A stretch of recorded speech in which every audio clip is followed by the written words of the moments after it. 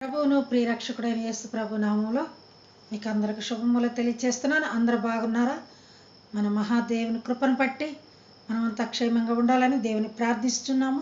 ఎవరెవరైతే ఫోన్లు చేసి ప్రార్థించమని అనారోగ్యాల గురించి అడుగుచున్నారో వారందరి కొరకు ప్రార్థిస్తున్నాను. దేవుడు తప్పక మీ విశ్వాసమును దృఢపరచునుగాక. ముఖ్యంగా మన ఛానల్ చూస్తున్న బిడ్డలందరూ కూడా సబ్స్క్రైబ్ చేసుకోకుండా ఉంటే వెంటనే సబ్స్క్రైబ్ చేసుకోండి. మరి ప్రతిరోజు వాక్యం వినండి. మరి ఈరోజు కొన్ని విషయాలు తెలుసుకుందాం మనము. మరి దావీదు కుమారుని గుర్తెరుగుటకు కన్నులు లేని ఒక ఆయనను మనం చూస్తున్నాము. పుట్టుగురుడ్డివాడు భిక్షమెత్తుకుంటున్నాడు. ఆయనకి దావీదు కుమారుడు అని ఎలా తెలిసినదో మనం చూసుకుందాం. ఈరోజు లోకాసువార్త 18వ అధ్యాయము 35వ వచనం నుంచి 40వ వచనాలు చూసుకుంటున్నప్పుడు, ఆయన యెరికో పట్టణమునకు సమీపించినప్పుడు ఒక గురుడ్డివాడు ప్రక్కన కూర్చుండి భిక్షమడుగు కొనుచుండెను. ఒక గురుడ్డివాడు ఉన్నాడు. ఎక్కడ? యెరికో పట్టణంలో. యెరికో పట్టణం అంటే కూల్చివేయబడేదే కదా. యెరికో గోడలు కూలిపోయాను. ఆ యెరికో పట్టణం అంతా శపితమైన పట్టణము. ఎందుకంటే అక్కడ సుంకపు గొత్తుదారుడు జక్కైని చూసుకున్నాం. అలాగే వేశ్య అయిన రహాబును చూసుకున్నాము. మరి ఇప్పుడు అక్కడ ఒక పుట్టుగురుడ్డివాడు అక్కడ కూర్చొని త్రోవ పక్కన కూర్చొని భిక్షమడుక్కుంటూ ఉన్నాడట. యెరికో పట్టణంలో సంగతి. అక్కడికి ప్రభువారు సమీపించారు. ఎందుకంటే క్రియలు చేయటకే ఆయన వెళ్ళేది. ఆయన బిడ్డల్ని ఆయన ఎంతమంది తలుచుకుంటారో వాళ్ళ కార్యాలు చేయడానికి ఆయన అక్కడికి వెళ్తున్నారు. యెరికో పట్టణమునకు పోవలసిన ఆయన కాదు అసలు. ఆయన అంతటి మహాత్ముడు, అంతటి పవిత్రాత్ముడు అక్కడికి పోవలసిన ఆయన కాదు. కానీ అక్కడ కొన్ని సవరించడానికే అక్కడికి వెళ్తున్నారు. ఆ గుడ్డివాడు భిక్షమడుకుచుండెను.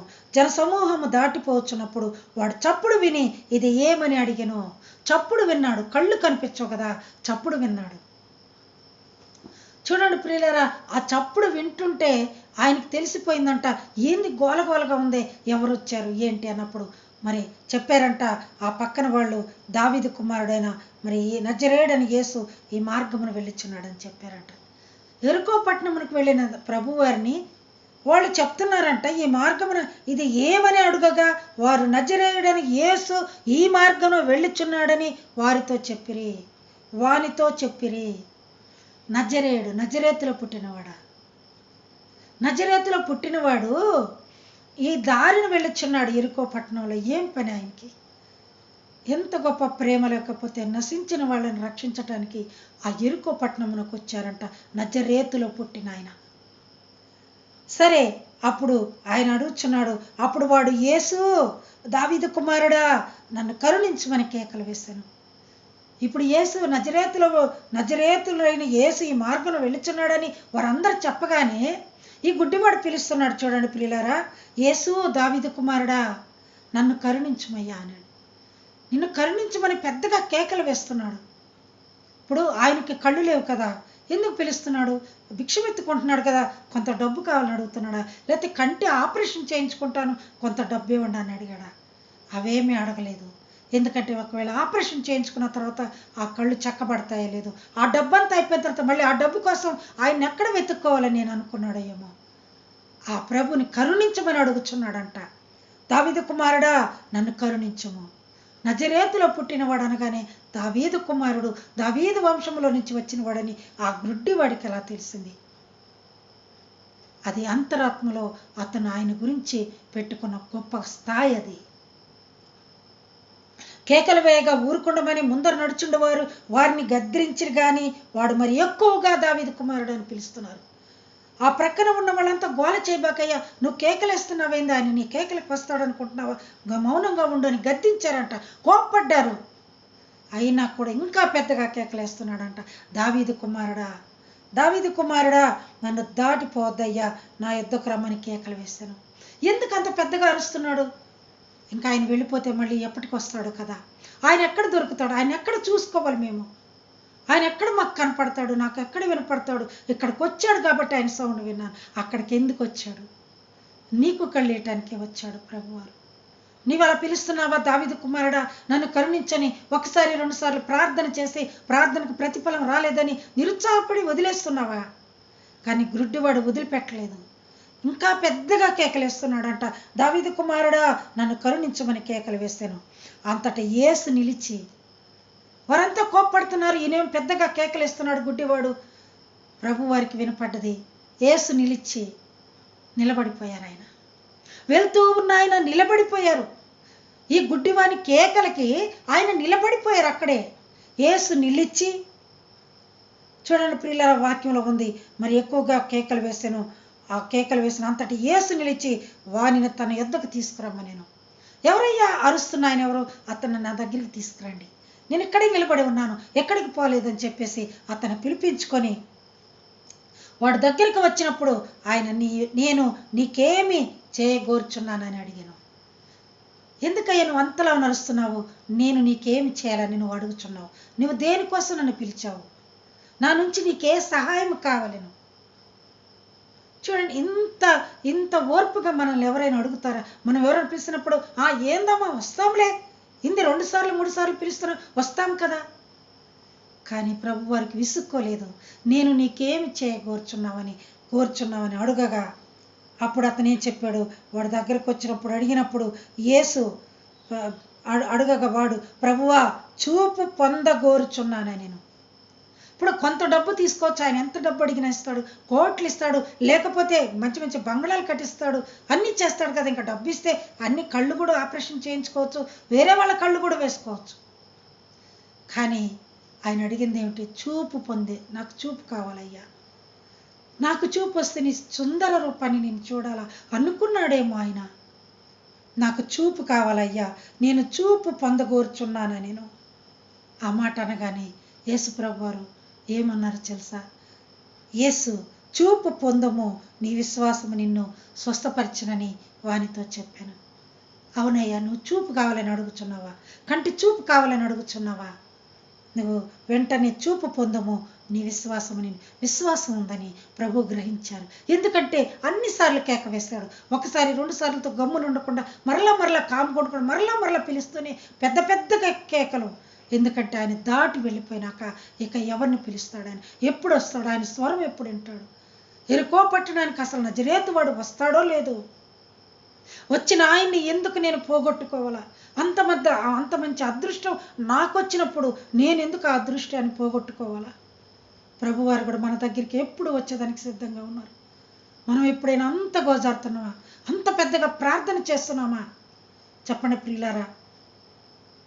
ప్రభువా చూపు పొందగోర్చున్నానని అడుగగా యేసు, చూపు పొందము, నీ విశ్వాసము నిన్ను స్వస్థపరిచినని వానితో చెప్పెను. వెంటనే వాడు చూపు పొంది దేవుని మహిమపరచచ్చు ఆయనను వెంబడించను. ఇప్పుడు కొంత డబ్బు ఇచ్చాడు అనుకోండి, ఆ కంటి చూపు చూపించుకోవచ్చు, కళ్ళు వేయించుకోవచ్చు. కొంతకాలానికి ఆ కళ్ళు ఉండలేకపోవచ్చు. ఆయన ఇచ్చిన ఆస్తి తరిగిపోవచ్చు. తర్వాత ఆయన ఎక్కడికి వెతుక్కోవాలా? సరే, చూపు పొందాడంట, కళ్ళు వచ్చాయి, చక్కని కావలసిన కొచ్చినే అడిగాడు, కావలసిన అవసరమే అడిగాడు, చక్కగా చూపు పొందాడు. చూపు పొందిన తర్వాత ఇక ఆయన భిక్షం ఎత్తుకోకుండా ఇంటికెళ్ళి పనులు చేసుకొని బ్రతకలేదు, లేకపోతే ఇంటికెళ్ళి ఆ సొంత కార్యాలకై వెళ్ళలేదు. చూపు పొందిన తర్వాత ఏం చేశాడు? యేసును వెంబడించను. ప్రియులారా, మనకెన్నో కార్యాలు దేవుడు చేస్తాడు, కానీ మనం యేసుని వెంబడిస్తున్నామా? కొంతమంది అది జరగగానే దాన్ని మర్చిపోతూ ఉంటారు. ప్రభు చేసిన మేలులు మర్చిపోయి ప్రార్థన చేసుకునే వరకు కూడా, అది జరిగే వరకే ప్రార్థన చేస్తారు, అది జరిగిన తర్వాత ప్రార్థన చేసుకోవటం కూడా మర్చిపోతారు. కానీ గుడ్డివాడు ఎంత విశ్వాసపాత్రుడు చూసారా? ఎంత విశ్వాసంగా ఆయన్ని కనిపెట్టుకొని కేకలు వేసి కళ్ళు కనపడకపోయినా దావీదు కుమారుడా, దావీదు కుమారుడా, దావీదు కుమారుడా అని పిలుచుకొని ఆ కంటి చూపు తెప్పించుకొని చక్కగా ఇంటికెళ్ళి ఆయన సొంత కార్యాలకు జీవించలేదు. ఏమని జీవించాడు చూడండి ప్రియులారా. దేవుని మహిమపరచచ్చు ఆయనను వెంబడించాడు. కళ్ళు వచ్చిన తర్వాత చక్కగా ఇంటికి వెళ్ళిపోవచ్చు, తన సొంత పనులు చూసుకోవచ్చు, తన జీవితం చూసుకోవచ్చు, వివాహం ఆడచ్చు, బిడ్డలను కనవచ్చు, సొంతగా జీవించవచ్చు కదా. కానీ యేసుని వెంబడించే దానికన్నా సంతోషమైన జీవితం ఎక్కడ ఉంది అసలు? అందుకని యేసుని వెంబడించెను. ప్రజలందరూ అది చూచి దేవునికి స్తోత్రం చేసిరి. ప్రజలందరూ వచ్చిన వారంతా చూశారు, ముందు కోప్పడ్డారు, అతను పిలవద్దన్నారు, అయినా కూడా ఆయన మొండికి పడి కనాను స్త్రీ వలె అయినను, కుక్కతో పోల్చినను అయినను బల్ల మీద నుండి పడు రొట్టె ముక్కలు కుక్క పిల్లలు తింటాయి కదయ్యా, అది చాలు నా కుమార్తె స్వస్థపడ్డకు. అలాగే ఈయన అన్నాడు, నాకు చూపు కావాలయ్యా అని అడిగినప్పుడు, కంటి చూపు ఇచ్చినప్పుడు ఆ విశ్వాసమునకు గుర్తుగా ఆయనను వెంబడించాను. ప్రియులారా, ఎంతమంది ఆయనను వెంబడిస్తున్నారు? మీరు ఆయనతో ఉంటున్నారా? ఆయనతో జీవిస్తున్నారా? ఆయనతో ఉండటం అంటే, ఆయనతో వెళ్ళిపోవటం అంటే ఆయన వాక్యం చదవటం, ఆయన కోసం ప్రార్థన చేయటం, ఆయన్ని తలంచుకోవటం, ఆయన్ని స్మరించుకోవటం, ఆయన ఇచ్చిన ఆజ్ఞలలో మనం జీవించటమే. ఆయన వెంబడి నడిచిపోయాడంట. దావీదు కుమారుడా నన్ను దాటిపోకయ్యా, నజరేతు వాడ నన్ను విడిచిపోకయ్యా, నీవు తప్ప నాకు ఈ లోకంలో ఎవరున్నారయ్యా, నీకు తప్ప నాలో ఎవరికి చోటే లేదయ్యా. దావీదు కుమారుడా నన్ను దాటిపోకయ్యా, నజరేతు వాడ నన్ను విడిచిపోకయ్యా. నజరేతు వాడ పెద్దగా కేకలేసాడు. నజరేతు నుంచి యేసుప్రభు వారు వచ్చారని చెప్పేసరికి ఆయన విడిచిపెట్టలేక ఆయన ఎక్కడ మిస్ అయిపోతాడోనని ఆయనకు కావలసినది విశ్వాసంతో పోరాడి గెలుచుకున్నాడు. అలాగే మనం కూడా ప్రభువుని ఏదైనా కావాలన్నప్పుడు విశ్వాసంతో అడుగుదాం, గెలుచుకుందాం. ప్రతిదానికి నిరుత్సాహపడిన అవసరం లేదు. ప్రభు మన చెంతనుండగా మనకు దిగులేలా. గుడ్డివాడైనప్పటికీ అప్పటి వరకు లోకంలో వెలుగునే చూడలేదు, ఇప్పుడు వెలుగును చూశాడు. ఆ వెలుగు యేసుప్రభు వారే, నేను లోకమునకు వెలుగై ఉన్నాను అని చెప్పిన రీతిగా ఆయనకు వెలుగు చూపించి ప్రభువారు తన పేరునకు సార్థకం చేశారు. అలాగే గుడ్డివాడికి ఉన్న విశ్వాసం మనలో కూడా ఉండాలని మనకి ఈ వాక్యాన్ని దేవుడు మనకి ఈరోజు ఇచ్చినందుకు ఆయనకే కృతజ్ఞతలు తెలుపుకుంటూ, ఈ నా మాటలు, నా నోట దేవుడు పలికిచ్చిన మాటలు మీరంతా విన్నందుకు మీకు దేవునికి కృపలు మెండుగా ఉండును. అలాగే నేను కూడా మీకు కృతజ్ఞతలు తెలియపరుస్తున్నాను. ముఖ్యంగా మన ఛానల్ని సబ్స్క్రైబ్ చేసుకొని వాళ్ళు ఎవరైనా ఉంటే, చేసుకొని వారు ఉంటే దయచేసి సబ్స్క్రైబ్ చేసుకోండి. దేవుని దీవెనలు పొందండి, దేవుని వాక్యమును వినండి. God bless you all.